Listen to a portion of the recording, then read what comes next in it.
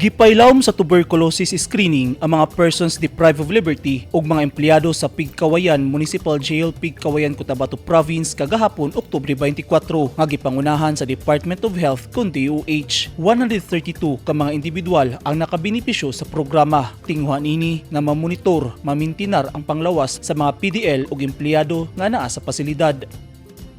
Nagpaygayon sab og mass X-ray alang sa TB detection sa nagkadaiyang prisuhan sa probinsya sama sa makilala Municipal Jail, Kidapawan City Jail ug Kabakan Municipal Jail aron matambalan ang mga natakbuyan og TB. Gatusan ka mga PDL, lakip na mga empleyado gikan sa nisguta mga pasilidad ang nakabenepisyo. Ang libreng TB screening ug mass chest X-ray activities kabahin sa implementasyon sa tuberculosis control program sa gobyerno. Ang TB usa ka makatakod nga sakit nga kun dili matambalan posibleng magresulta sa kamatayon sa tawo. Pinaagi sa programa, masusi niini ang panglawas sa mga PDL ug mga empleyado sa mga pasilidad sama sa pag-atiman o paghatag og tambal sa adunay sakit nga TB. Unom ka bulan hangtod usa ka tuig ang pagtambal sa TB sumala sa sumbanan sa tuberculosis program sa DOH. Ang programa usab usa sa mga nag-unang prioridad sa provincial government, partikular sa Health for All and Protection Against Contagious Diseases sa pakigtambayayong sa DOH 12 National Tuberculosis Program ug Philippine Business for Social Progress.